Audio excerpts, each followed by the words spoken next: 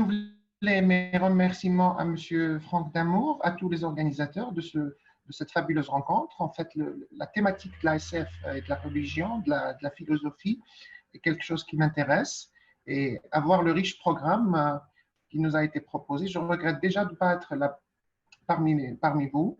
Cependant, pour des raisons strictement professionnelles, je ne pouvais pas me déplacer à Lille, donc je vais le faire à contre-cœur, un tout petit peu de chez moi. Donc, ma communication s'intitule Fanatisme et divinité, vision de l'Apocalypse, de Solaris à Sunshine. En fait, les aspirations mystiques et les quêtes spirituelles sont une constante dans la science-fiction au cinéma. De 2001, Odyssée de l'espace de Kubrick, 1968, à plus récemment Interstellar de Christopher Nolan, 2014, les auteurs-réalisateurs n'ont cessé d'exploiter sur pellicule les projections humaines des notions de divinité, de recherche de soi et d'ouverture sur l'autre. Chers collègues, est-ce que les slides défilent? Oui, absolument, ça vient de passer sur la deuxième. Merci. Donc, nourris par une littérature foisonnante, les grands cinéastes, hors ceux cantonnés à un genre, se sont livrés à l'exercice de style de science-fiction, où ils ont pu livrer des œuvres de commande ou pas, d'une profondeur philosophique vertigineuse. On peut citer Solaris de Tarkovsky, un chef-d'œuvre absolu, Dune de David Lynch, qui vient d'être repris par Villeneuve, échec commercial mais un film incompris, voire film malade, comme disent les critiques, Alien de David Fincher, encore un film maudit, High Life de la française Claire Denis, 2018, et plus récemment Ad Astra de James Gray en 2019, etc. La quête de sens, les questionnements religieux et la conception-perception de la divinité sont un leitmotiv récurrent dans les œuvres suscitées.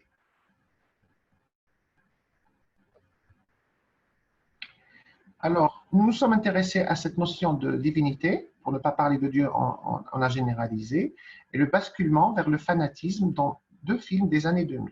On a le premier Solaris de Steven Soderbergh, 2002, et Sunshine du Britannique Danny Boyle en 2007.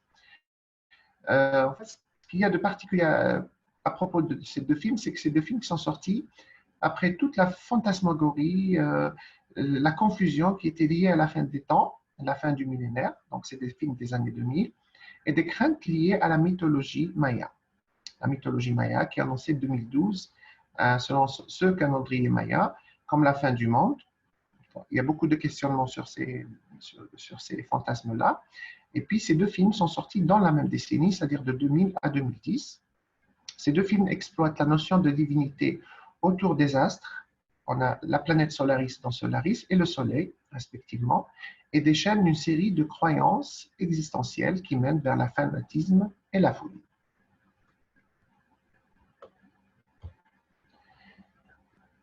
On a essayé de diviser la présentation avec un questionnement, une dialectique, deux films de fin du monde. On commence par Solaris, dont vous voyez ici le poster. Solaris de Steven Soderbergh est un film basé sur le roman éponyme de Stanislaw Lem, un classique de la science-fiction qui est sorti en 1961 et sacralisé. Le mot est assez faible pour se représenter l'œuvre de Tarkovsky en 1972. La version de Soderbergh, qui est très différente de la version de Tarkovsky, elle est intimiste, feutrée et très orientée vers l'obsession amoureuse. Elle est moins sur la contemplation méditative qu'on pouvait voir dans l'œuvre de Tarkovsky. En fait, juste pour l'anecdote, Stanisław Lem, qui était vivant lors de la sortie de l'adaptation de Soderbergh, a affirmé qu'il n'aimait ni la version de Tarkovsky ni la version de Soderbergh, qui, selon lui, n'était pas vraiment dans sa démarche d'écriture et dans la portée universelle qu'il voulait donner à travers ce roman. En fait, l'histoire, elle est très simple. C'est l'histoire de Jeremy, un psychologue qui n'arrive pas à faire son deuil, avait perdu son épouse, et qui part dans l'espace pour aider l'équipage d'un vaisseau en pleine crise psychologique et existentielle, crise causée par le suicide d'un des membres, Cyprian, et qui a plongé toute l'équipe dans la morosité, dans la dépression. Solaris, c'est une réflexion de Soderbergh, bien sûr, est une réflexion sur l'humain, son rapport avec le vide qui est engendré premièrement par la disparition de l'être aimé. On pourrait ajouter, ce qui n'est pas dans cette slide, le vide intersidéral, le vide de l'espace. Face au deuil, un homme part dans une quête mystique en essayant de se représenter cette force invisible par la reconstitution de fragments de son histoire d'amour. La planète mystifie les personnages, les exacerbe et les force à affronter leur extinction. Ceci est une micro-apocalypse. Le film de Danny Boyle, dont vous voyez l'affiche ici, Sunshine, est une approche différente. En fait, Danny Boyle avait approché la SF un tout petit peu à travers sa série des 28 Days, 28 jours, 28 semaines, 28, etc., qui étaient des films de zombies, avec comme toile de fond, on va dire, une apocalypse causée par le virus, un petit peu qui rend les gens un petit peu morts-vivants.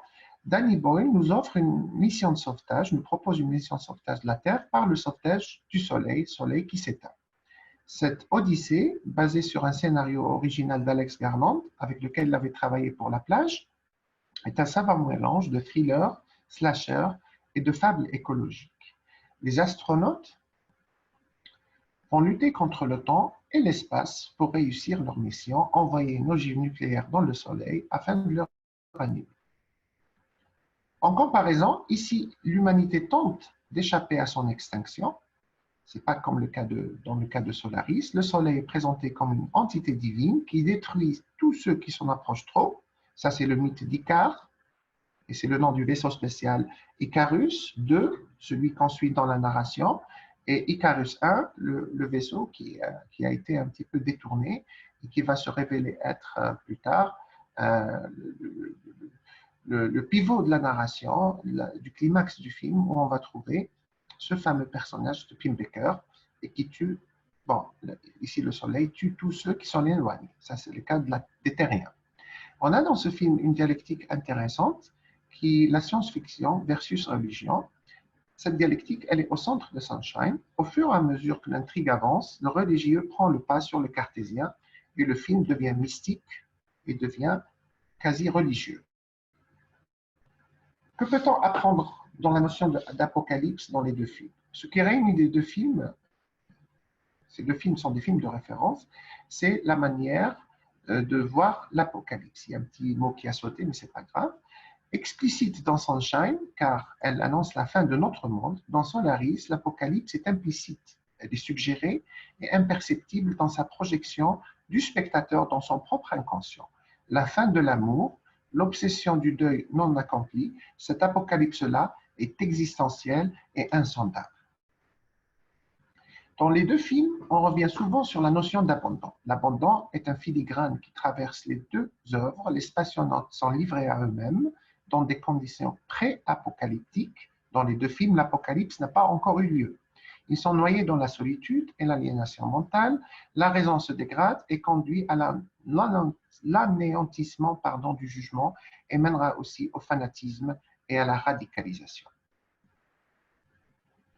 Les deux films reviennent sur cette notion d'astres, de planètes, ces astres qui nous rendent fous. Au centre des deux films, une planète suscite les changements du comportement des protagonistes. Dans Solaris, c'est la planète Solaris, et dans Sunshine, c'est le Soleil. Dans les deux films, on voit une folie qui est douce au début, puis spectaculaire, et le fil narratif dans les deux œuvres parle de cette obsession de la fin, des fins, et qui conduira tous les personnages à la folie, au fanatisme. Les deux films sont situés dans l'espace. Dans l'espace, cette fameuse accroche du film Alien, personne ne vous entendra crier, s'applique au destin des personnages des deux films.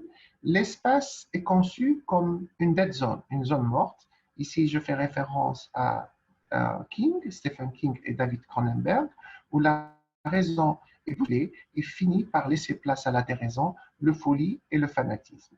Ces personnes qui étaient saines, entre guillemets, sur Terre, deviennent folles, entre guillemets, quand elles sont dans l'espace. Donc l'espace ici est un endroit, est un espace libérateur et catalyseur.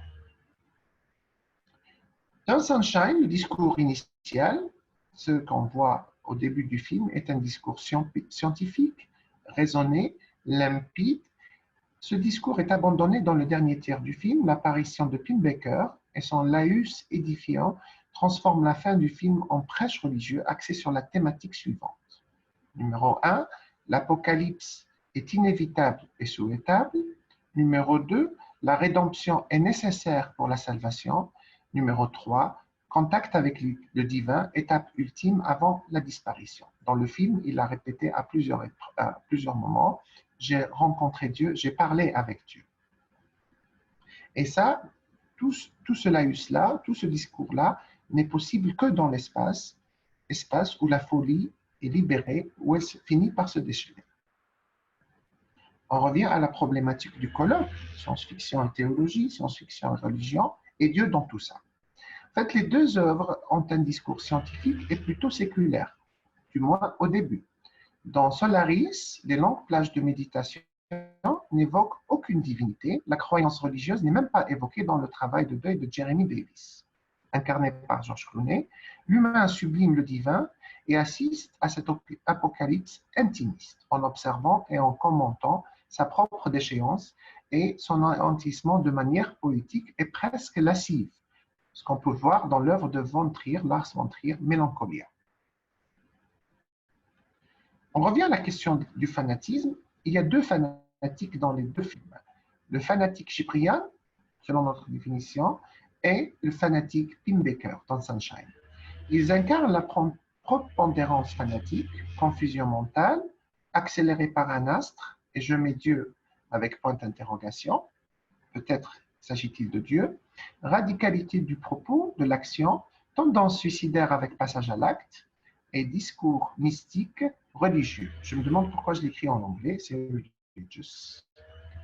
Et puis, ce qu'on voit aussi, c'est le fanatisme inattendu. Les scientifiques qui basculent dans le fanatisme est un autre point commun entre les films de Soderbergh et de Boyle.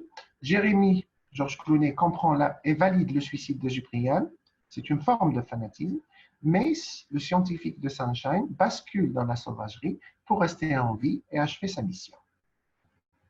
Pour théoriser la radicalisation et le fanatisme, je me réfère à l'échelle de Moghadam, où on voit toutes les étapes de la radicalisation, de l'interprétation psychologique des conditions matérielles, on a le niveau 0, jusqu'au niveau 5, l'acte terroriste, je dirais fanatique, et esquive des mécanismes inhibiteurs. Si on applique cette échelle de Moghadam aux deux personnages du film, ce qu'on voit, c'est que pour Cyprien, il n'y a pas de réponse. Donc, on le place au niveau 2, où on est dans le déplacement de l'agressivité. C'est pour ça qu'il se suicide. Pour Pim Baker, Dieu est la réponse. Donc, on est dans le niveau 5, l'acte terroriste. Pour rappeler à ceux qui nous écoutent, Pim Baker a fait échouer la mission Icarus 1 en sabotant le vaisseau et s'apprêtait à faire échouer la deuxième mission, Icarus 2. Donc, on est plein dans l'acte terroriste, typiquement et de manière caractérisée. Cyprien est de Solaris est dans une logique d'agressivité passive. Pim Baker, lui, est dans le passage à l'acte et l'exécution radicale. Vous pouvez voir ici les transformations du personnage, Pim Baker. Au centre, là où je mets le curseur, ça c'est son témoignage laissé sous forme de message vidéo à l'équipage de Icarus 2, qu'il pensait mort ou disparu. Et sur les deux côtés, nous avons cet être défiguré qui fanatique, radicalisé, qui veut faire échouer la mission Icarus 2. Je reviendrai, on est pratiquement à la fin de mon intervention, sur ce qui rapproche un tout petit peu les deux films, parce que ces deux films de science-fiction, où il y a beaucoup de méditation, explicite ou implicite. En fait, les deux œuvres, j'ai intitulé cette section « La méditation pour ne pas se faire peur ou faire peur ». Faire peur aux téléspectateurs, parce que les deux films sont assez angoissants, une angoisse sourde et imperceptible, on va dire, dans Solaris, alors qu'elle est tendue dans Sunshine. En fait, les deux œuvres sont transversées fréquemment par des plans lyriques, poétiques et méditatifs. Outre le choix des réalisateurs d'alterner les moments de tension et de répit, il est possible d'envisager ces scènes comme une tentative du retour du religieux, du divin dans la vie de ces personnages qui sont tous des scientifiques. Hein. Et puis, on a, vers la fin, la résurgence du divin et du mystique est incontournable pour évacuer sa peur et là où sa fin, la fin du monde, sa propre fin, l'Apocalypse, est tempérée la froideur, discours scientifique. Enfin, ce qu'on ne peut pas négliger dans les deux films, un peu plus dans Sunshine et un peu moins dans Solaris, c'est le messianisme, qui n'est jamais très loin. Les notions de sauvetage dans les deux films alternent les démarches scientifico-cartésiennes annoncées au début des deux fictions et l'explication métaphysique. Les deux films basculent inexorablement vers le religieux. En guise de conclusion, il faut rappeler les points suivants. Bien que différents par l'approche d'un astre pseudo-mystique, Solaris et Sunshine, les deux œuvres, partagent une vision proche de l'Apocalypse, intime dans le premier et universelle dans le second. Le fanatisme de certains personnages bouleverse le propos pontifique initial. Ensuite, le divin ressurgit dans les rappels visuels et discursifs. Je vous remercie pour votre attention.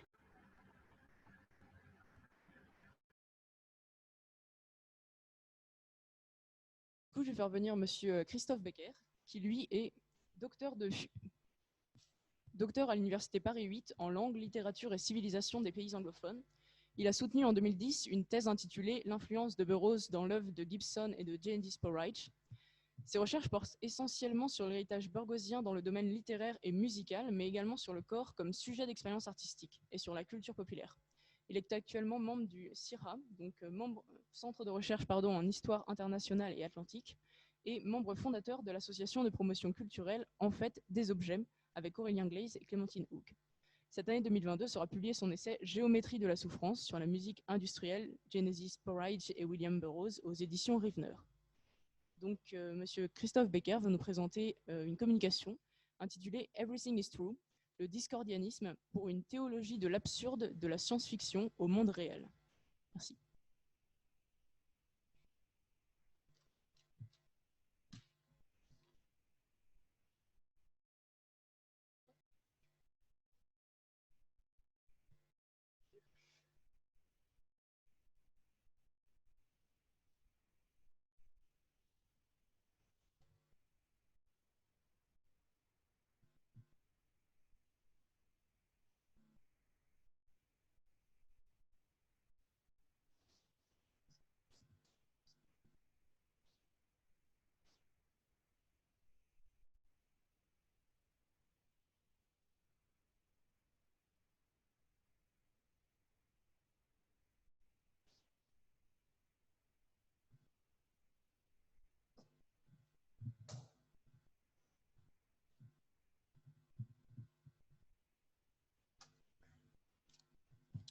Bonjour.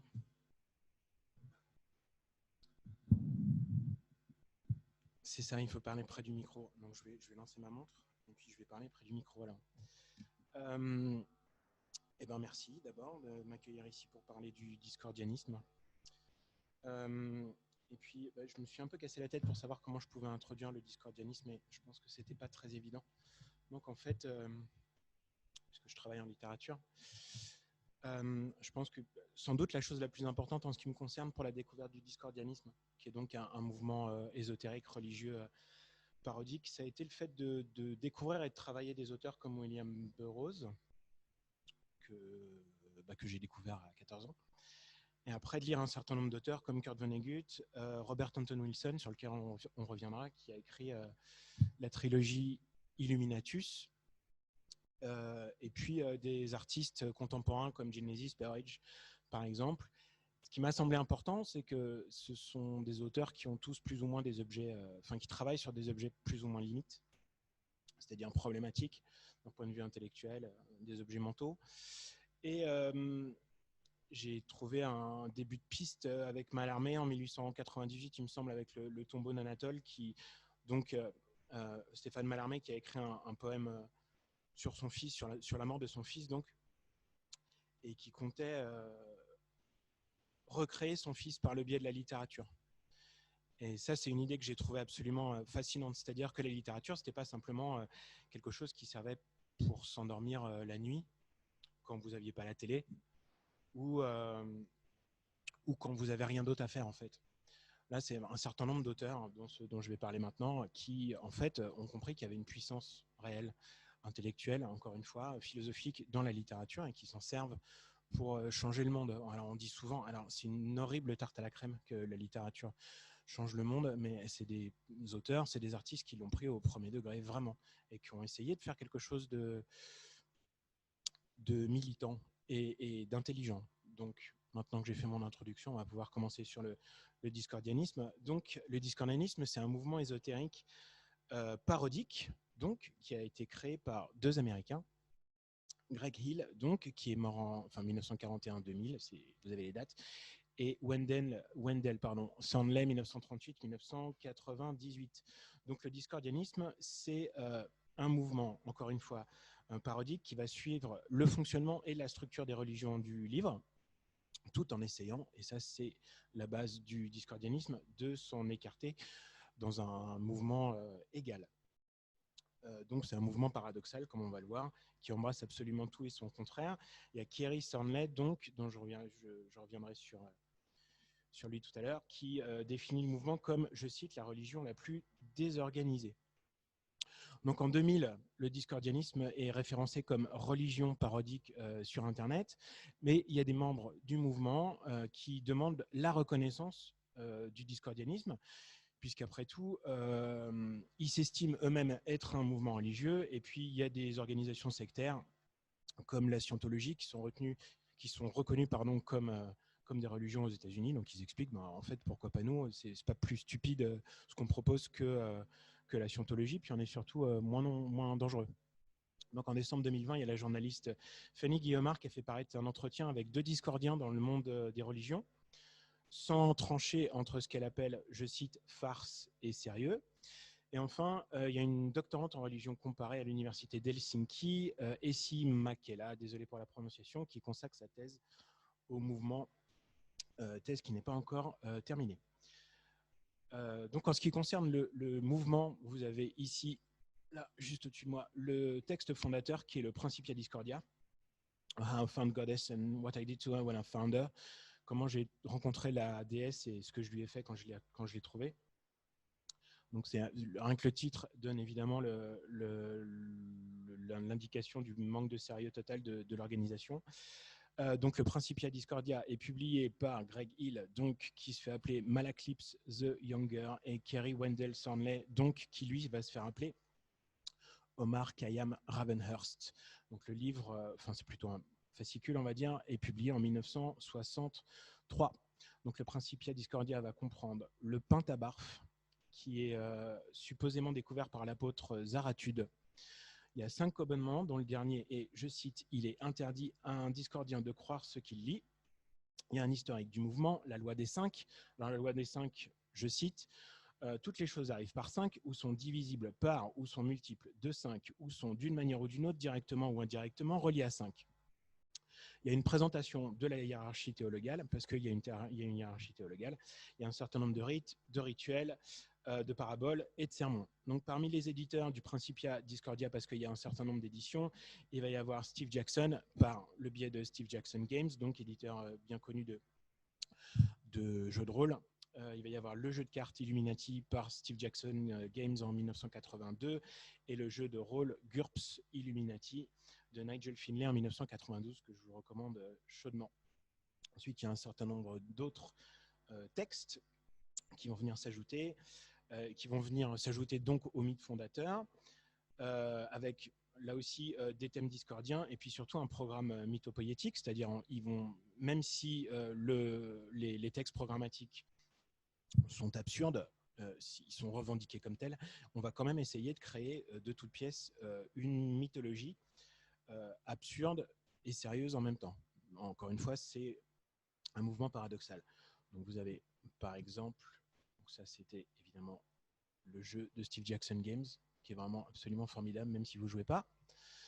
Donc vous avez l'Apocrypha Discordia en 2001, The Calipigian Grimoire, Steve Johnson en 2016, Callisti A Discordian Tale en 2019, ou, pour revenir à ce dont on parlait ce matin, The Black Iron Prison, qui est en fait le prolongement d'un concept qui a été imaginé par Philip K. Dick et qu'on retrouve dans ce que les spécialistes de Philip K. Dick ont appelé l'exégèse, entre guillemets, de Philip K. Dick, c'est-à-dire 91 classeurs et 8000 feuillets écrits à la main par l'auteur entre 1974 et 1982. On pourra en reparler un petit peu plus tard. Et puis surtout, il y a ce grand œuvre qui n'est pas à sa place, mais qui est ici, qui est The Illuminatus Trilogy, qu'on ne trouve pas, hélas, en français, qui est une série, enfin, qui est 3 livres absolument incroyables de Robert Shea et Robert Anton Wilson. Pourquoi c'est absolument incroyable? Parce que moi, je peux vous donner uniquement mon expérience de lecteur. Donc, c'est sorti en 1975. J'ai commencé à lire la trilogie Illuminatus. J'ai trouvé au bout de 30 pages que c'était probablement le livre le plus nul que j'ai jamais lu de toute mon existence.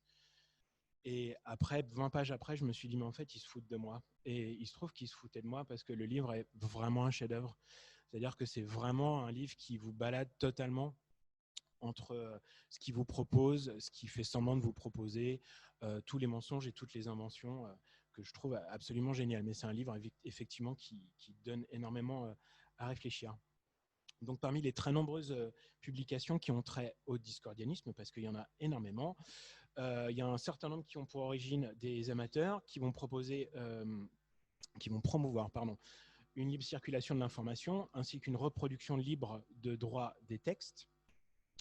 Donc vous avez le texte etc. Discordia qui mentionne par exemple This book is yours, you may photocopy it to your heart's consent, you may cut out the pages and rearrange them, you may write new stuff based on what you've read here, you can chuck it in a fire, for all we care, we call it copyleft, all rights reversed, c'est-à-dire c'est l'inverse du copyright. Donc c'est toujours le copyleft qu'on retrouve aujourd'hui sur un certain nombre de textes discordiens et un certain nombre d'autres textes qui se réfèrent au mouvement discordien.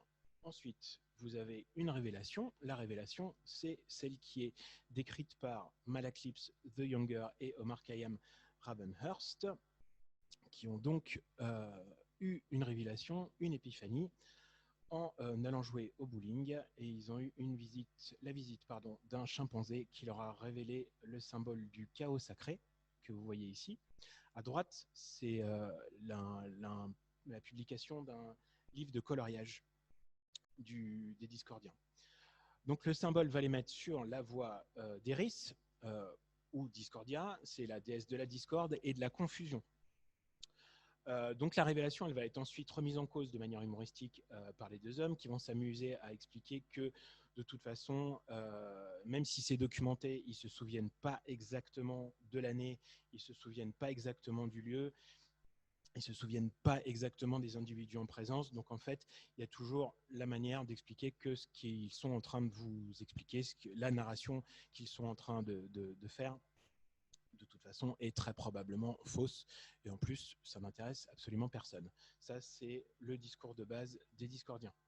Ensuite, vous avez un certain nombre de symboles, dont certains que vous voyez ici, d'autres que vous avez déjà vus à plusieurs reprises. Le chaos sacré, la référence à Eris, ou la main d'Eris, la pomme de discorde, qui vient confirmer l'inspiration gréco-latine classique du mouvement, puisque c'est l'Iliade chant 4. Vous avez également, on doit le voir peut-être mieux ailleurs, le pentagone qui renvoie à la loi des 5, donc que vous connaissez maintenant. Aussi au siège du commandement militaire américain, vous avez également le nombre 23, sur lequel je ne reviendrai pas longuement, mais qui revient à une idée fixe de l'écrivain américain William Burroughs, qui voyait le nombre 23 absolument partout, et qui lui a donné une signification magique après que Aleister Crowley l'ait fait dans son dictionnaire kabbalistique. Vous avez également, puisqu'ils sont absolument complets, des saints, avec 5 types de saints que j'ai mis ici. Alors vous avez les Saints Second Class, c'est-à-dire le commun des mortels. Absolument tout et n'importe qui peut être saint. C'était l'intérêt de la première carte que vous avez vue dans le PowerPoint. Ensuite, vous avez les Lance Saint, les Lieutenant ou Lieutenant Saint, les Brigadier Saint, les Five Star Saint, et vous avez, comme je viens de vous le préciser, le fait que absolument n'importe qui peut être déclaré saint par n'importe qui. Donc en fait, la hiérarchie n'a absolument aucune hiérarchie. Parmi ces saints, comme vous pouvez le voir, et si vous ne l'avez pas lu, je vous conseille de le lire, vous retrouvez Bokonon dans la catégorie de Brigadier Saint, donc qui est un personnage qui porte le nom de Lionel Boyd Johnson, qui revient dans le roman Cat's Cradle de Kurt Vonnegut, 1963, qui est un des meilleurs romans de Kurt Vonnegut en ce qui nous concerne. Faut également remarquer que Bokonon, dans le livre Cat's Cradle, est lui-même à la tête d'une religion complètement absurde, et que dès les premières pages du roman de Kurt Vonnegut, l'écrivain précise « Nothing in this book is true », c'est-à-dire tout ce qui est contenu dans ce livre est faux. En outre, la première page des textes de Bokonon qu'on va retrouver réécrit par l'auteur va mentionner « All of the true things I am about to tell you are shameless lies ». Donc vous avez encore l'idée d'une inconsistance délibérée, évidemment. Pour aller vite, je vais passer sur les schismes parce que ça va être un petit peu moins intéressant. Je vais revenir plutôt sur l'aspect qui est purement humoristique du mouvement discordien. Il est d'autant plus manifeste qu'il est totalement assimilé. Donc, il est dit par Thornley, « The sole ironclad rule of a society is that you have to be funny as much as possible and as often as possible or else ». C'est-à-dire, le seul but, c'est d'être drôle et le seul but, c'est de s'amuser. On va dire s'amuser intelligemment, pour en reparler un petit peu après. Donc, le ton du Principia Discordia est familier, voire grossier. Vous avez un certain nombre de termes familiers comme fuck, fucker, shit, qui vont anéantir dès les premières pages du texte toute notion de distance, autrement dit de révérence devant le contenu, et toute distinction nette entre narrateur, lecteur, et va établir une première convention narrative. Donc ça, c'est ce qui est absolument fondamental à comprendre dans le mouvement discordien, c'est que précisément, il y a une convention narrative. C'est-à-dire la clé du mouvement, elle va se trouver non pas dans une étude théologique, des religions parodiques et des mouvements ésotériques, il y en a un certain nombre aux États-Unis, mais va se retrouver par exemple dans ce que Jean-Paul Sartre dit de Raskolnikov dans Qu'est-ce que la littérature en 1948, c'est-à-dire il va tout de suite essayer de définir ce que c'est que le lectorat. Et il se trouve que le lectorat, entre guillemets, c'est un terme qui est employé dans le Principia Discordia, qui va finir de prouver qu'en fait, tous ces textes forment un seul texte littéraire qu'il va falloir analyser en termes narratologiques et pas forcément en termes religieux. Il va donc y avoir un contrat de lecture plus ou moins tacite proposé par le Principia Discordia qui va permettre de donner vie à à un certain nombre de propositions absurdes qui va être une religion constituée comme objet imaginaire. De la même façon, on l'a déjà mentionné, le texte du Principia Discordia va multiplier les éléments qui vont venir contredire l'exactitude des faits présentés, soit par le biais d'incises, qui vont remettre en cause le statut de celui qui prend en charge la narration, soit par le biais de propos nettement évasifs, soit par le biais de termes contradictoires ou d'éléments contradictoires. Donc je vous donne un exemple, on va trouver dans le Principia Discordia la phrase « There are 4 other proofs, but I forgot them ». Il y a 4 autres preuves, mais je les ai oubliées. Vous avez aussi la phrase « The Polyfather orders priests, I don't know about the popes ». Le polypère ordonne les prêtres. Pour le pape, j'en ai pas la moindre idée. Et vous avez également, puisqu'il y a des obligations alimentaires, « Eating hot dog buns is prohibited except on Friday when it is compulsory », c'est-à-dire le fait de manger des hot dogs est totalement interdit, sauf le vendredi où il est obligatoire de manger des hot dogs. Je pense que vous avez une idée de ce qu'est cette religion. Il va y avoir ensuite un certain nombre de stratégies qui vont être mises en place par les deux auteurs pour empêcher la lecture tout simplement des textes. Il va y avoir une multiplication de noms propres ou des substantifs extrêmement longs, sur lesquels je ne vais pas forcément revenir ici vu le temps qui me reste. Et il va y avoir aussi un certain nombre de jeux typographiques qui peuvent rappeler ce qui a été fait par, ce qu'on en parlait tout à l'heure, soit par les dadaïstes, soit par les lettristes, soit par les surréalistes. Là, par exemple, vous avez ici un très bon exemple, voilà, de texte écrit par les Discordiens avec la référence à Nyarlathotep en haut à gauche et donc à Lovecraft. Donc vous avez ici l'auteur de l'Apocrypha Discordia qui va imprimer ses textes dans n'importe quel sens. Tandis que il y a un autre magazine officiel des Discordiens qui va être Intermittence, qui va proposer des textes dont les lignes sont superposées et pratiquement illisibles. Alors je dois avoir normalement, désolé, ah oui, voilà. Vous avez les très belles couvertures d'Intermittence, qui est donc le journal officiel. Donc vous avez l'idée que le canular fait totalement partie du mouvement, au même titre que la consommation de psychotropes, parce qu'il faut bien imaginer que c'est un mouvement qui a été fondé au moment justement où Timothy Leary faisait ses expériences sur le LSD, avec toutes les références et toutes les influences qu'il y a pu y avoir autour de lui. Il faut bien se souvenir que Timothy Leary, à l'époque, hein, sa révolution psychédélique qu'il voulait impulser, il a commencé à donner du LSD aux artistes autour de lui, par exemple. L'idée, c'était, par exemple, il insistait vraiment pour que l'un des premiers à prendre du LSD, ce soit Dizzy Gillespie, par exemple. Ça ne l'intéressait pas forcément que ce soit des cobayes lambda. C'était vraiment l'idée que ce soit des artistes. Donc, vous avez, je reviens au magazine Intermittence qui consacre justement des rubriques entières à ces awful jokes ou blagues absolument affreuses. Donc, évidemment, là, le terme qui est le plus pertinent, je pense, c'est celui de satire. Ça, vous l'aurez compris. Discours railleur, ça, c'est l'emploi moderne. Ou alors l'emploi du XIIIe siècle, plat où entre toutes sortes d'ingrédients ou ragoûts. Donc, le discordianisme, c'est une accumulation. C'est un collage conceptuel où vont se confondre une idée et son contraire. C'est un certain nombre de registres discordants qu'on va retrouver, par exemple, dans un certain nombre de textes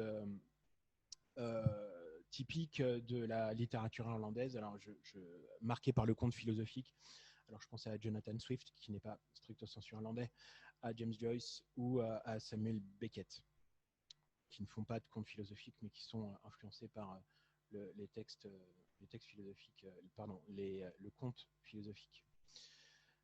Donc le sous-titre du Principia Discordia, c'est The Magnum Opiate of Malaclypse the Younger, qui va renvoyer à l'introduction écrite par Karl Marx pour sa critique de la philosophie du droit de Hegel en 1844. C'est un renvoi qui est évidemment une tarte à la crème aujourd'hui, mais qui va signifier qu'en ce qui concerne les deux auteurs, toute critique de la religion passe évidemment par une critique du mouvement qui est créé des Discordiens, donc une critique de leur propre mouvement. Il va y avoir un certain nombre d'agglomérations, comme j'ai pu le dire, c'est ce que veut dire satire en fait en grec. Le discordianisme, c'est un mouvement qui est typiquement postmoderne. Alors, postmoderne, pourquoi ? Parce qu'il va agréger des éléments qui sont tirés de culture classique, par exemple, de culture qu'on pourrait appeler bourgeoise, avec également des renvois à la culture populaire. Donc, vous avez des renvois, des clins d'œil, des citations ou des demi-citations à des philosophes comme Frédéric Nietzsche. Vous avez Karl Marx, puisqu'il y a une influence du marxisme. Vous avez des renvois littéraires comme Joyce, Breton, Ken Kesey, donc Vol au-dessus d'un nid de coucou, et William Burroughs, qui est extrêmement important pour le mouvement. Vous avez également des renvois scientifiques, Pythagore, Einstein, Heisenberg. Le discordianisme invite donc à la collaboration active des lecteurs qui sont réunis en cabale, je cite, en paroisse ou en chaîne épistolaire ou abnormale, donc pour le jeu de mots. Vous avez un certain nombre de sites collaboratifs que vous pouvez retrouver sur Internet. Vous avez une page Facebook, vous avez une page wiki qui s'appelle Discordian Wiki, vous avez des groupes, vous avez des cabales en ligne comme Chaos Skeptic, Eris Discordia and All That Rest, vous avez le magazine Intermittence qu'on a vu. Vous avez des radios, des podcasts comme Radio Free Discordia ou Eris Radio. Donc, encore une fois, un mouvement participatif. Comme le rappelle la publication du Discordia, du Principia Discordia par Steve Jackson Game et les résultats de l'enchâssement de narrations successives. Carole Cusack, dont on pourra revenir sur elle, a écrit un volume sur les religions imaginaires. Elle a essayé vaguement de retracer le plus ou moins fidèlement possible la chronologie du mouvement depuis la rencontre de Hill et Thornley dans un lycée de Californie, avant de souligner qu'il s'agit d'un, je cite, un mythe des origines. Donc Cusack prend soin de prendre les précautions oratoires d'usage.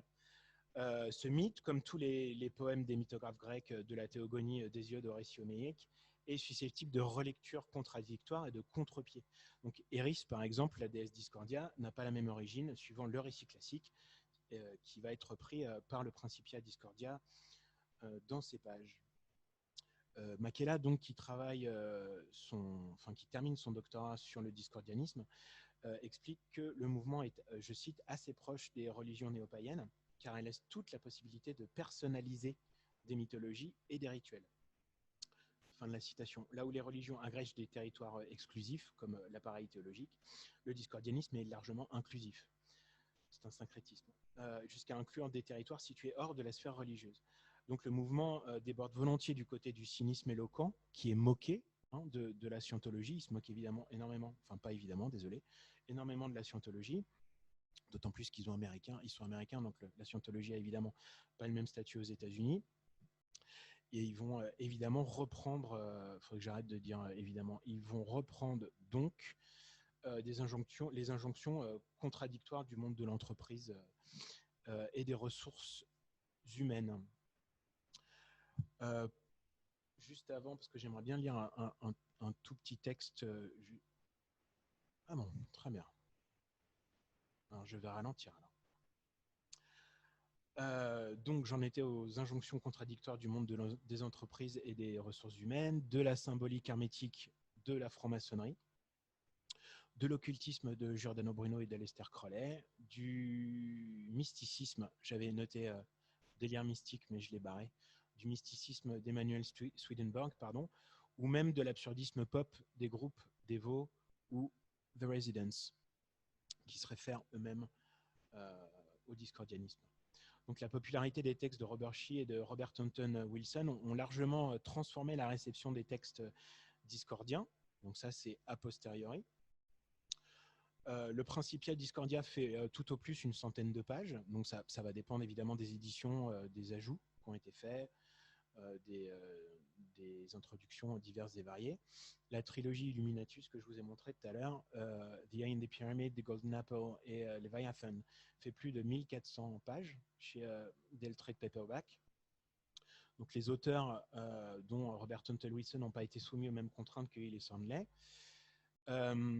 La trilogie Illuminatus que je vais remettre là dans l'édition la plus ancienne qui hélas aujourd'hui est introuvable et surtout qui n'est pas trouvable en français, hélas. Donc ce que je disais, donc la trilogie Illuminatus, qui est donc un travail de fiction, est dédié aux auteurs du Principia Discordia et va citer très largement le texte original et va faire des citations de Lord Omar Khayyam Ravenhurst et de Malaclips the Younger. Robert Anton Wilson va lui aussi écrire une introduction au Principia Discordia, la 5e édition, si je ne me trompe pas. Donc, le discordianisme est bien une émanation de la Beat Generation, entre autres. Robert Shea et Anton Wilson en parlent en tout cas de cette manière. Il faut intervenir dans la diégèse de la trilogie Illuminatus, un certain nombre d'auteurs qui ont tous été marqués par le mouvement littéraire américain. Donc, il va y avoir Wilhelm Reich,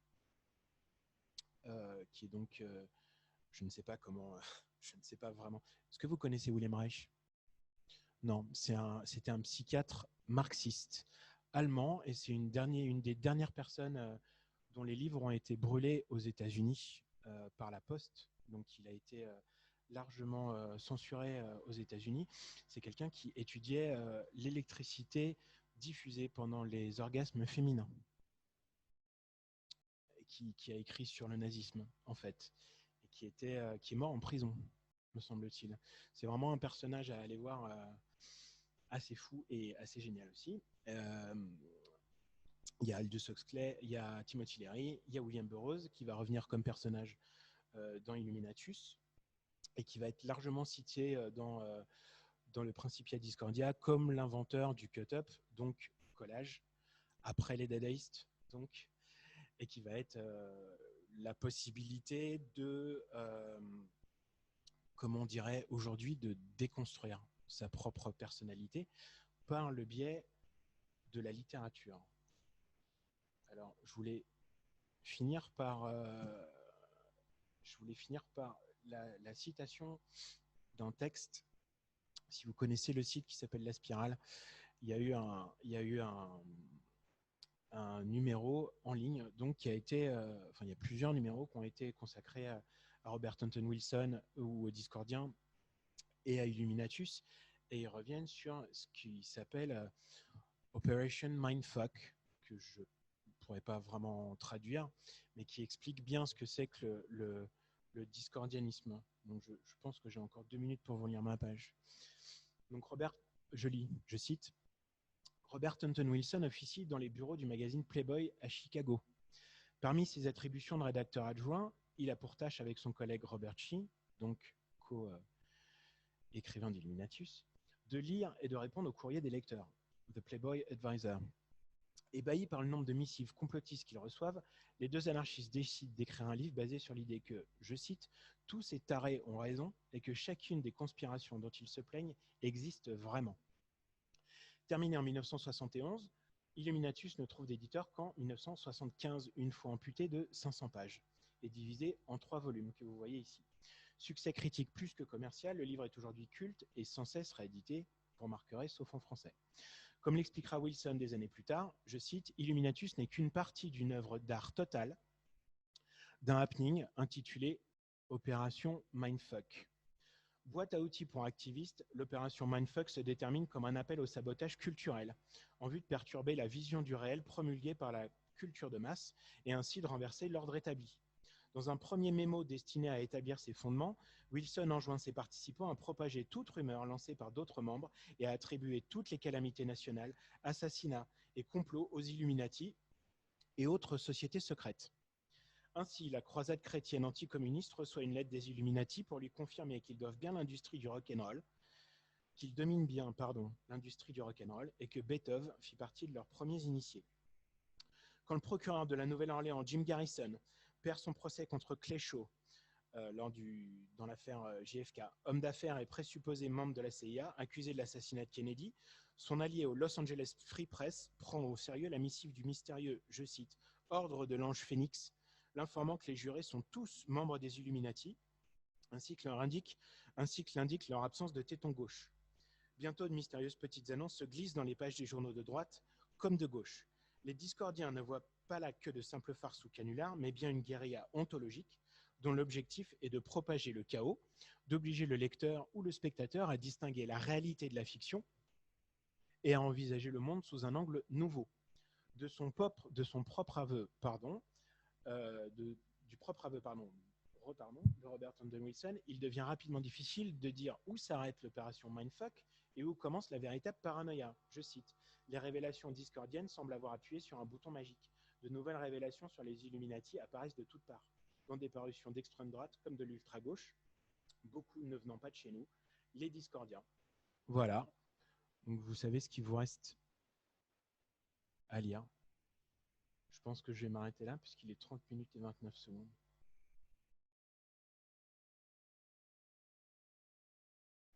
Du coup, on va avoir nos 30 minutes de questions-réponses avec la salle et on va commencer par notre répondant, Monsieur Stanislas Depré, qui est chercheur associé à ETHIX, l'Université catholique de Lille, et chargé de cours invité à l'Université catholique de Louvain. Il est aussi délégué épiscopal du diocèse de Tournai en Belgique, en charge de la formation permanente. Il est philosophe et sociologue de formation et a notamment publié Lévi-Brühl et la rationalisation du monde et co-dirigé Généalogie et nature du transhumanisme, le corps des transhumains et le transhumanisme, une anthologie. Je vous remercie.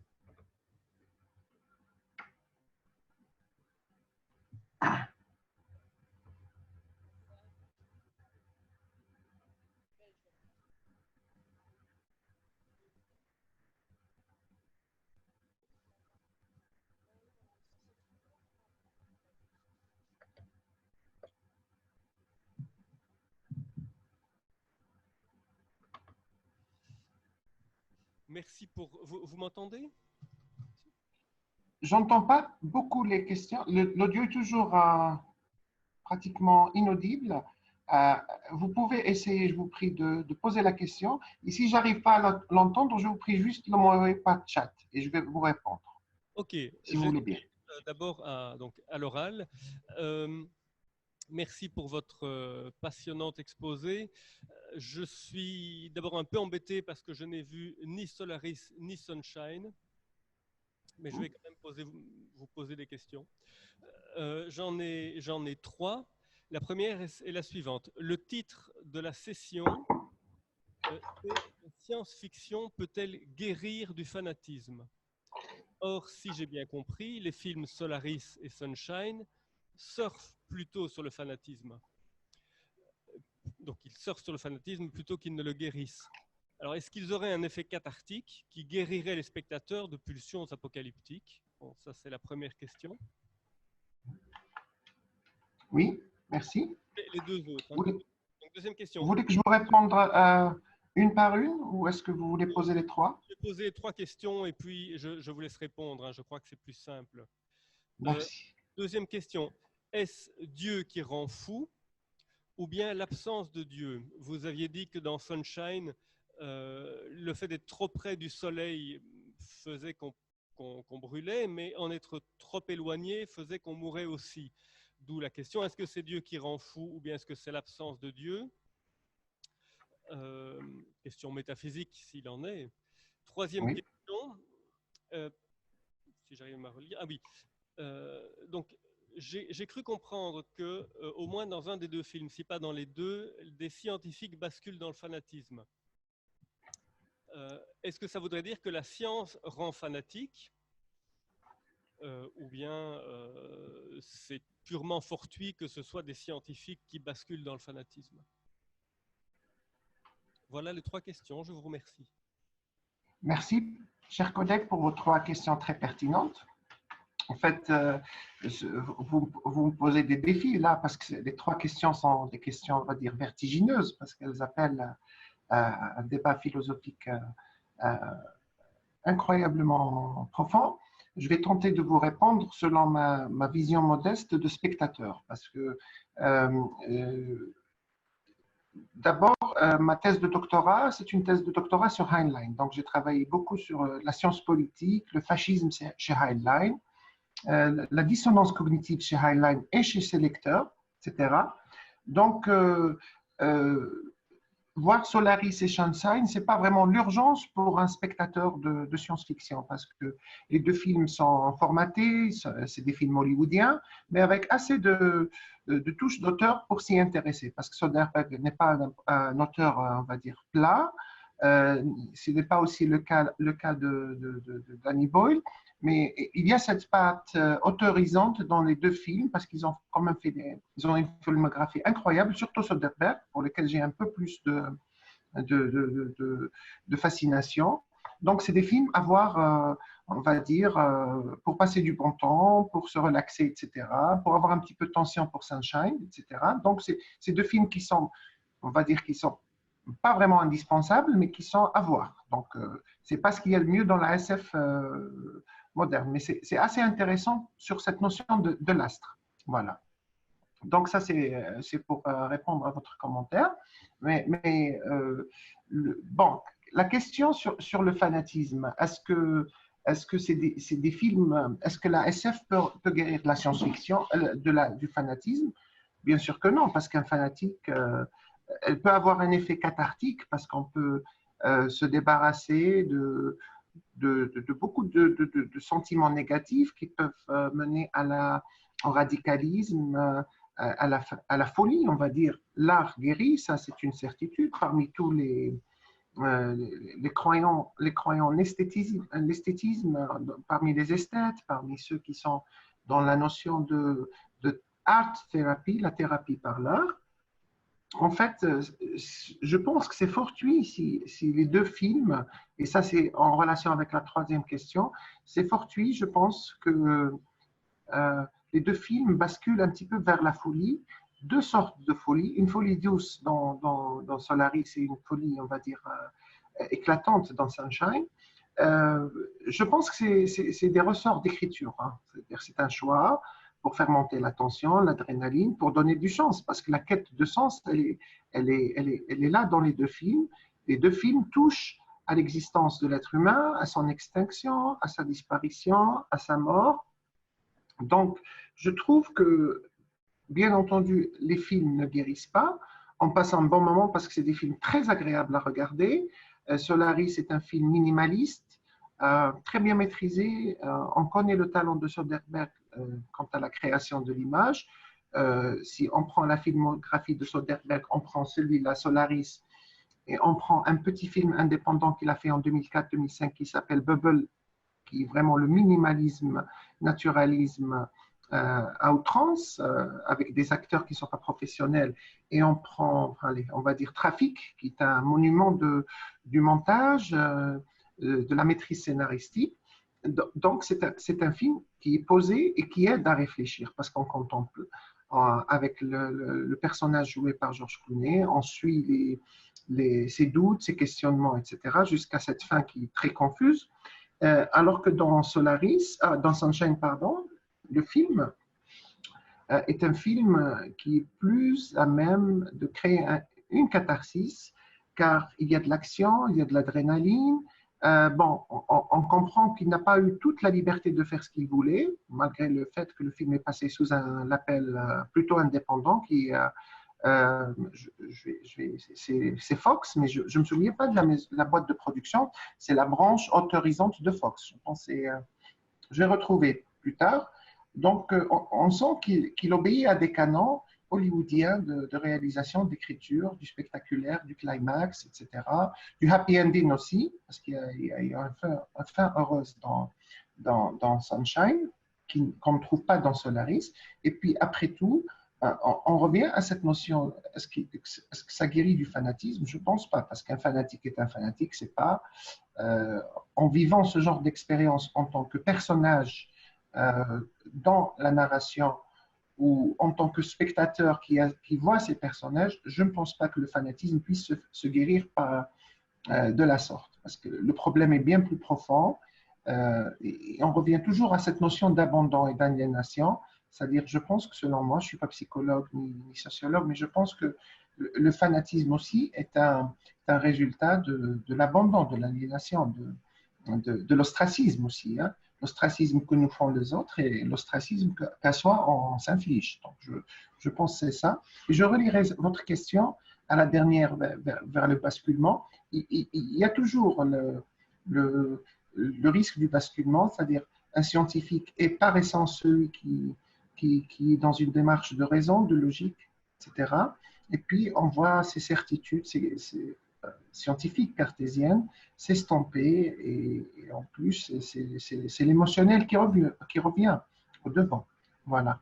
Donc, concernant votre deuxième question, j'espère avoir trouvé un lien entre la première et la troisième. Concernant votre deuxième question, est-ce que c'est Dieu qui rend fou ou l'absence de Dieu? Ça aussi, c'est une question très intéressante, très pertinente. Et on pourrait disserter sur cette question pendant des heures. En fait, je pense que ce n'est pas Dieu qui rend, c'est les gens. C'est les gens, ce qu'ils font de Dieu, ce qu'ils font des textes religieux, ce qu'ils font des... Donc Dieu n'est en aucune manière responsable de ce que font les gens.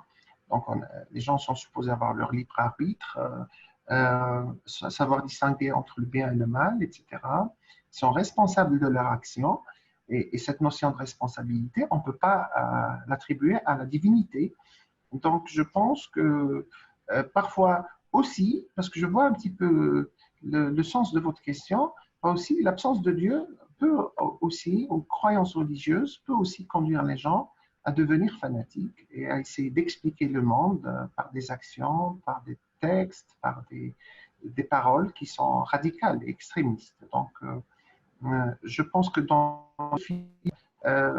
si on veut lier ça à cette notion de scientifique qui bascule dans la radicalité, c'est des scientifiques qui croyaient plus ou moins en l'existence de Dieu, et puis vers la fin, ils ont fini par avoir cette croyance.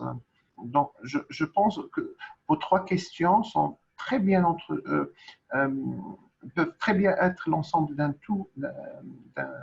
tout qui est cohérent, qui est logique, qui est cette notion de basculement, du scientifique vers le fanatique religieux, parce que de prime abord, on n'a aucun problème avec les religions, et puis on a cette notion de catharsis. Peut-être s'agit-il aussi d'une manière de se réconcilier avec le religieux, avec le mystique, avec soi-même. J'espère que mes réponses vous ont convaincu, Oui, tout au à moins fait. répondu à une partie de vos questionnements. Merci. Merci à vous. Alors, je vais donc maintenant poser. C'est peut-être mieux que je vais.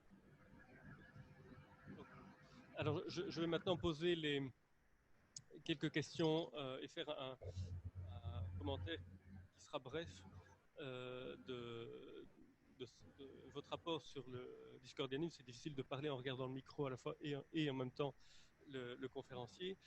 Honte sur moi, j'ignorais totalement l'existence du discordianisme et je vous remercie beaucoup, Christophe Becker, de m'avoir révélé l'existence de ce mouvement et en plus de m'avoir envoyé votre texte hier. Ça m'a permis de travailler un peu plus mes remarques. J'ai bien compris que le discordianisme est à l'origine un canular, ou du moins c'est présenté comme tel.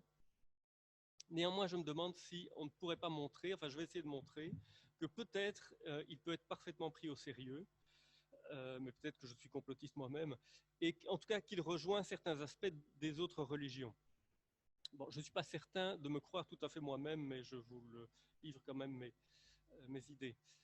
Bon, ok, le discordianisme s'oppose aux autres religions dans la mesure où il valorise le désordre. Ça, c'est plutôt une spécificité. Mais il a une structure religieuse que vous avez décrite. Il est fondé sur une révélation. Il a des symboles et des saints. Il n'y a pas de prophète, ou en tout cas pas encore. Il a des groupements de fidèles et des schismes. Et il repose sur un imaginaire collectif qui permet de vivre. Moi, j'étais voir une interview que vous recommandiez donc dans le monde des religions. J'étais très surpris de voir qu'une adepte, tous les vendredis, tout en disant qu'au fond, c'est pas tellement important, enfin, elle va quand même manger son hot dog le vendredi.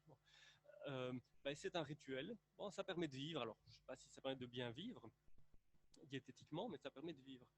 On peut aller beaucoup plus loin dans le rapprochement si on songe à la mystique et à l'herméneutique juive. Un des commandements discordiens est « il est interdit à un discordien de croire ce qu'il lit ». Et si on ne voit pas là un canular, mais une invitation à la recherche, à ne jamais adhérer à une lecture littérale de l'écriture, eh bien, c'est assez proche de ce que disent non seulement les juifs, mais de ce que disent les chrétiens aussi.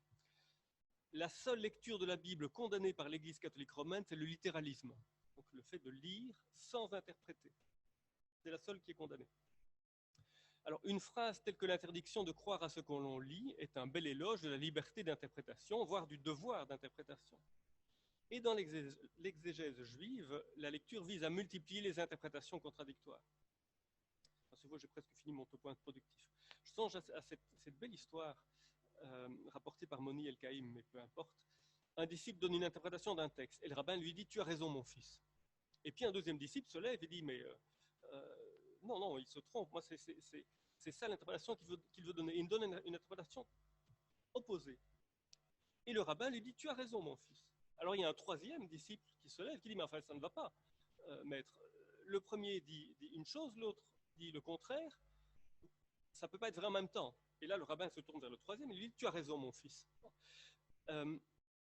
Pour le judaïsme, parce qu'il y a d'autres histoires qui vont dans ce sens-là. Donc, pour le judaïsme, mais de manière générale pour toute mystique, sans doute, la vérité est un dépassement de l'apparence. Dès lors, les discordiens seraient peut-être plus proches des religions classiques qu'ils l'imaginent. Trois questions. et puis je me tais, je vous laisse parler. Croyez-vous, personnellement, je veux dire, que le discordianisme puisse être pris au sérieux en tant que religion ou en tant que mystique, ou bien pour vous, c'est un pur canular? Deuxième question, question d'information, y a-t-il un lien avec la pataphysique, donc ce mouvement littéraire paraphilosophique créé par Alfred Jarry, et puis par Queneau et d'autres, qui a aussi entrepris de déconstruire les discours savants et religieux, je ne sais pas, mais pourquoi pas. Dans votre propos, il n'y avait aucun lien et il semble que... Voilà. Mais en même temps, dans ce que vous disiez, moi, je retrouvais des éléments, des rapprochements. Troisième question, alors elle est tout à fait bateau, mais je vous la pose quand même. Si vous aviez la réponse, ça m'intéresserait. Peut-on vivre sans un imaginaire collectif?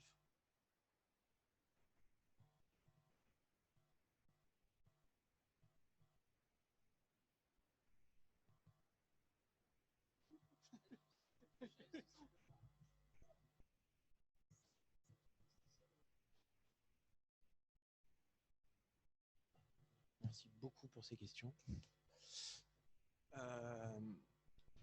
Alors, je ne vais pas répondre dans l'ordre, si je peux répondre déjà, mais déjà merci pour toutes ces remarques qui me semblaient très justes.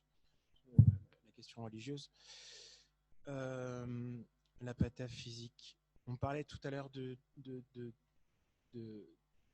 dadaïsme et de surréalisme.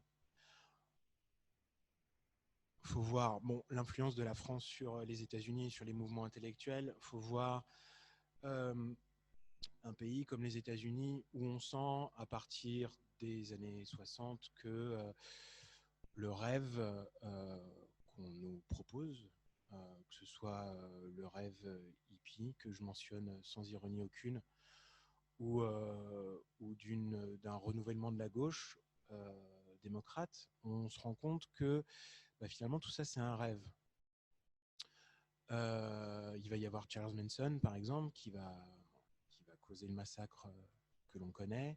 Il va y avoir une remise en cause du rêve hippie, et puis il va y avoir un retour en force de l'idéologie du capitalisme tardif. Donc en fait, la seule solution devant tant de noirceur, c'est de revenir tout simplement à ce qui fait vivre, hein, c'est-à-dire à la littérature, à l'art, à l'imagination et à l'humour. Et parmi toutes ces influences sur le discordianisme, il y a la pataphysique, il y a le surréalisme, il y a le dadaïsme, et les trois mouvements sont cités à plusieurs reprises. L'une des figures les plus influentes, c'est par son biais que je suis arrivé au discordianisme, c'est William Burroughs. William Burroughs, si je puis dire, enfin non, je ne vois pas pourquoi je ne le dirais pas d'ailleurs, mais l'homme de sa vie, Brian Gysin, avec qui il a vécu plus ou moins en France, rue Gilles-Coeur à la fin des années 50. C'est quelqu'un qui a été expulsé du mouvement surréaliste par André Breton, sachant qu'André Breton virait tout le monde du mouvement surréaliste.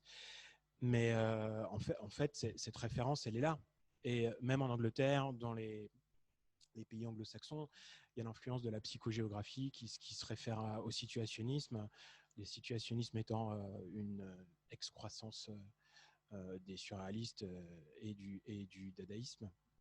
Donc oui, il y a une influence de ces mouvements pensés là, je ne sais pas, de libertaires intellectuels qui prônent une liberté artistique, qui est une liberté personnelle, intime, philosophique.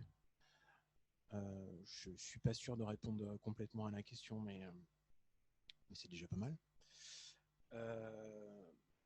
Est-ce qu'on peut prendre le je les prends vraiment dans le désordre, est-ce qu'on peut prendre le discordianisme au sérieux? De manière très pragmatique, quand les discordiens vous disent la scientologie c'est simplement une secte qui est faite pour faire de l'argent et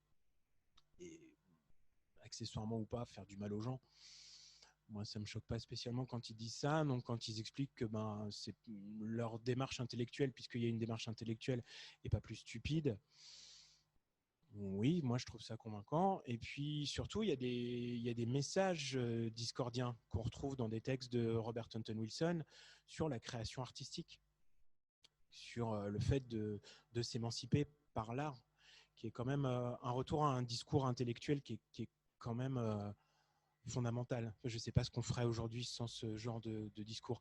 Après, Robert Anton Wilson, il a beaucoup travaillé sur ce dont on parlait ce matin, c'est-à-dire la pseudoscience. Donc, il faut vraiment se méfier énormément. Sans appareil critique, sans réfléchir, c'est dangereux. Je dirais comme n'importe quelle religion. Maintenant, le message, je le trouve complètement convaincant. Peut-on vivre sans un imaginaire collectif? Ça, c'est un sujet de philo et de sociaux, d'accord. Alors, je vais mentir avec une pirouette. Je vais mentir avec une pirouette. Alors, il y a Brian Eno, donc compositeur, producteur anglais, qui a inventé le terme de sinus, S-C-E-N-I-U-S. C'est la scène, c'est le génie de la scène en fait. Et l'intérêt, quand on découvre ces discordiens, c'est qu'on voit ça, en fait. C'est qu'on voit une scène. C'est qu'on voit ce sinus-là. C'est que s'intéresser aux discordiens, c'est pas s'intéresser aux discordiens. C'est s'intéresser à la littérature, s'intéresser à la religion, s'intéresser à la science-fiction, c'est s'intéresser à des thèses linguistiques dont on n'a pas eu le temps de parler, mais comme Korzybski, par exemple, qui va revenir je suis en train de me perdre. Sur des thèses linguistiques et sur une nouvelle façon d'essayer de penser et de revenir à un système de pensée pré-socratique. C'est ça, c'est-à-dire essayer de ne pas arrêter d'imaginer une fois pour toutes que tout ce qui est devant nous peut être définissable. C'est-à-dire Korzybski dit, voilà, et Korzybski c'est une immense influence des discordiens, de William Burroughs, de la littérature de cette époque, de la philosophie de cette époque, mais aussi des mouvements qui viennent de Timothy Leary, avec tous les guillemets que je dois mettre à ça, parce que Timothy Leary, c'était aussi quelqu'un qui était persuadé de pouvoir l'éviter, en un seul mot. Donc Korzybski disait, voilà, le fait de penser qu'une chose est ou n'est pas, ce qui a été défini par Aristote, pardon, pas par Socrate, je vous dis n'importe quoi, puisque il veut revenir à un état pré-aristotélicien. Il pense qu'en fait, ça, c'est ce qui nous empêche de penser correctement. Et ça, ce genre de réflexion, de discours qui s'ajoute, qui se superpose à ce sinus, fait qu'il y a un mouvement artistique, intellectuel, d'une puissance absolument phénoménale qui va naître dans les années 60, 70 et qui va peut-être s'étendre au début des années 80 aux États-Unis, avec toutes les influences qu'il peut y avoir sur la France et également les influences françaises avec Foucault, Derrida. Je ne sais pas si j'ai répondu non plus, mais la question était vraiment très dure. Ouais.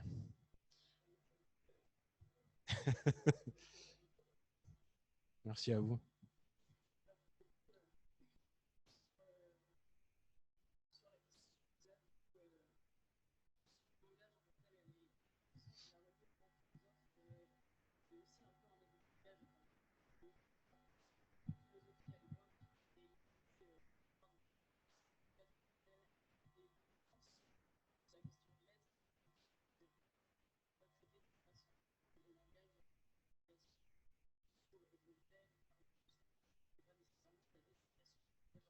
Alors, excuse-moi, si je peux ne pas t'arrêter, mais rebondir sur ce que tu dis, parce que c'est extrêmement intéressant. Parce que c'est exactement quelque chose que tu retrouves dans tout ce mouvement intellectuel des années 60. C'est-à-dire, c'est de la réappropriation. C'est-à-dire, vous avez des intellectuels qui vont vous expliquer le soufisme, alors qu'ils n'y connaissent rien du tout.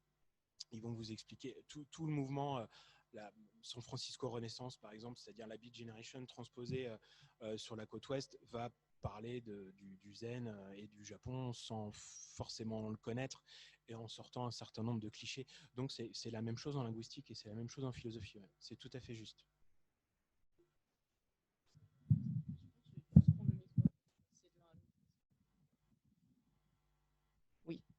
Bon, vous m'entendez, j'espère que en distanciel, on m'entend un petit peu également. Moi, la question que je me posais, bon là, c'est parce que j'ai un peu triché, j'avais lu votre présentation avant. Et il y a une chose que vous n'avez pas mentionnée, et pourtant qu'on retrouve dans le titre, c'est Everything is True. Donc le titre, Everything is True, ça rappelle, bon j'avais de la chance, je connaissais la référence avant, du coup ça m'a permis de mettre des mots dessus. Mais ça rappelle le Rien n'est vrai, tout est permis de Hassan, c'est Ibn Saba. Et du coup, là, pour le coup, c'est la personne qui a créé, donc a créé, bon, c'est à moitié de la mythologie, à moitié de l'histoire, c'est difficile hein, d'être exactement sûr en termes de source à ce niveau-là, mais c'est la personne qui a créé le corps des assassins, hein, à Shishin, en Iran. Et là, ce qui est intéressant, c'est que du coup, son motto, rien n'est vrai, tout est permis, c'était une personne extrêmement croyante qui disait ça. Donc rien n'est vrai pour une personne croyante, c'est presque l'inverse finalement des principes de la foi où on part du principe au contraire qu'on a une vérité axiomatique qui, elle, nous permet à minima une compréhension intime d'une chose qui nous permet à minima de pouvoir établir certaines autres choses par-dessus. Donc là, je laisserai peut-être le théologien rebondir. Hein, si je vois qu'il n'est pas d'accord, mais bon, je le schématise comme ça. Mais en fait, ce qui est intéressant, c'est que là, on a un principe de foi avec le rien n'est vrai, tout est permis ou le everything is true. On a un principe de foi qui est basé sur de fausses preuves. Donc là, l'intégralité, on voit bien de cette pseudo-bible qu'est le Principia Discordia, c'est des choses qui sont incorrectes et qui sont présentées comme incorrectes et comme confusantes. Du coup, la foi, basée sur de fausses preuves à la manière dont Assad ibn Saba, c'est difficile à prononcer, désolé, lui-même créé son corps des assassins, donc en leur présentant des fausses preuves de l'existence de Dieu. Ça a été un petit peu narré dans certains livres qui sont également des romans de fiction, donc c'est difficile de faire de la part de la réalité. Mais on a par exemple une présentation des jardins du Jannah, donc le paradis coranique, hein, à des jardins donc absolument donc effectivement paradisiaques avec des jeunes femmes, des torrents de lait, de miel, d'eau, ce genre de choses, à des apprentis assassins pour qu'ils soient persuadés d'être allés une fois au paradis et qu'ils aient envie d'y revenir. Et du coup, on a vraiment toute la construction de la foi qui est basée comme ça sur de fausses preuves. Et du coup, ce qui est intéressant, c'est de se rendre compte qu'il y a ici une assimilation entre une foi véritable, la foi hein, musulmane, mettons dans ce cas-là, et du coup des principes de foi qui sont des principes confusants, volontairement confusants. Est-ce que du coup, vu que vous en aviez parlé un petit peu, vous avez moyen de rebondir un petit peu sur ça aussi? Merci pour cette question. Mais déjà, le tout est vrai. Je voulais préciser que c'était une fausse citation de Betty Bootle. C'était le titre d'un de ses chapitres dans son bouquin The Master of the Assassins, le grand maître des assassins. Donc en fait, c'est une cite. Quand on cite cette phrase, c'est une citation de Betty Bootle et c'est pas une citation d'Hassani Sabbah. Et ben c'est intéressant par rapport à ce que tu disais sur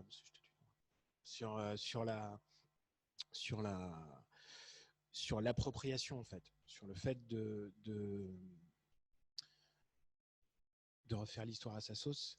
Et je lisais le bouquin l'introduction de Jacques Lacarrière sur la vie d'Alexandre le Grand, et il parlait de donc il y avait des textes sur la vie d'Alexandre le Grand où le narrateur expliquait qu'Alexandre le Grand était absolument quelqu'un de formidable parce que quand il se retrouvait devant des fourmis géantes, il pouvait les battre d'une seule main, ce genre de choses. C'était des textes classiques. Et il y avait Jacques Lacarrière expliquait que par exemple, il y avait des sectes coraniques qui avaient décidé de reprendre, islamique peut-être, qui avaient décidé de reprendre Alexandre le Grand comme personnage et de l'inclure dans le Coran sous un autre nom. Je ne suis pas spécialiste. Si ça se trouve, je dis des bêtises, je suis vraiment désolé. Mais ce que je trouvais formidable, c'était le fait que, en fait, il y avait la question, comme chez les Discordiens, de la croyance et de la foi, à laquelle venait se surajouter la narration. Et ça, je trouvais ça absolument incroyable. Donc, quand on lit cette phrase « tout est vrai, rien n'est permis », qu'on retrouve un petit peu partout, parce qu'on le retrouve dans les jeux vidéo, même dans Assassin's Creed. C'est une phrase qui a été employée par Guy Debord, c'est une phrase qui a été employée par Jack Kerouac. C'est une phrase qui a été employée des millions de fois par William Burroughs. À chaque fois, tous créent un personnage absolument mythique. Ils ont leur propre narration. C'est jamais le même Hassani Sabah. Ce n'est absolument jamais la même chose. Il peut y avoir par exemple des éléments érotiques homosexuels chez William Burroughs, qui n'y aura absolument pas chez Jack Kerouac, qui était homophobe convaincu. En fait, c'est une création narrative. Donc, ça correspond totalement à l'idéal discordien. Une histoire où on ne sait pas si c'est vrai, si c'est pas vrai, une partie est vraie. En tout cas, la narration, elle, du fait qu'elle existe, du fait qu'elle est mise en branle, écrite, elle est vraie.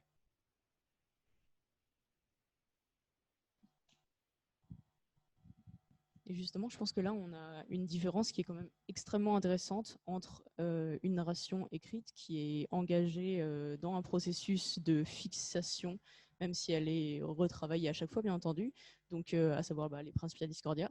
Et à côté de ça, par exemple, le dadaïsme qui s'est jamais créé comme mouvement avec une charte instituée qui soit vraiment fixe et qui fasse écran. Et là, ce qui est intéressant, c'est que, alors moi, j'ai assez peu lu Burroughs, mais je l'ai lu un petit peu quand même. J'ai lu notamment La Machine molle. Et quand on entend même le nom machine molle, automatiquement on pense au montre molle de Dali, donc le tableau qui a été, donc, alors si je me souviens bien, Denis, c'est des années 50, donc c'est bon pour la référence, Burroughs devait l'avoir dans les années 60 avec la machine molle. Et en fait, là, ce qui est intéressant, c'est que donc on connaît le terme montre molle, mais le tableau en tant que tel s'appelle la persistance de la mémoire. Et du coup, dans cette persistance de la mémoire qu'on a avec le Principia Discordia, on a quand même quelque chose de narrativement un petit peu différent de toutes les tentatives déstructurées de l'époque, surréalisme, dadaïsme et tout, mais qui ne vont pas s'institutionnaliser en une forme, que ce soit pseudo-religieuse ou pseudo-politique et autres. Donc, qu'est-ce qui ferait la différence, excepté géographiquement, on est d'une part en Europe, de l'autre un petit peu plus tard, d'une part, et on est en Amérique. Donc, quelle pourrait être un petit peu la différence entre ces deux champs conceptuels, l'un qui se institutionnalise autour d'un certain principe et l'autre non? Est-ce que tu veux dire entre un esprit qu'on pourrait taxer d'esprit d'école, c'est ça? Artistique, et puis le fait d'y voir autre chose? Alors déjà, pour être absolument honnête, je n'ai absolument aucune réponse à cette question, mais ce que je trouve absolument fascinant, c'est que quand on regarde, ça c'est surtout vrai en Angleterre, peut-être que je caricature déjà. Je pense, il me semble, c'est déjà pas mal, il me semble que c'est plus vrai en Angleterre, mais justement, à partir de cette époque-là, 60, 70, début 80, il va y avoir un retour à des mouvements de pensée qui ne sont plus des écoles, qui vont être un certain nombre de mouvements plus ou moins ésotériques. Alors, il va y avoir, par exemple, c'est pour ça que je pensais à l'Angleterre. On en parlait ce matin, on parlait d'Alan Moore. Il va y avoir La Magie du Chaos avec Alan Moore, avec Grant Morrison. Il va y avoir The Temple of Psychic Youth avec Genesis Porridge, qui est un mouvement ésotérique. De la même manière, il va y avoir les Illuminés de Thanateros, dont font partie William Burroughs et Timothy Leary. Et ces mouvements ésotériques, ils ont pour but, pour viser ou objectif, le fait d'une reconstruction du psychisme humain, tout en se référant à des écoles, c'est-à-dire ce qui pourrait être des écoles. Le dadaïsme, est-ce que tu appelles ça une école ou pas?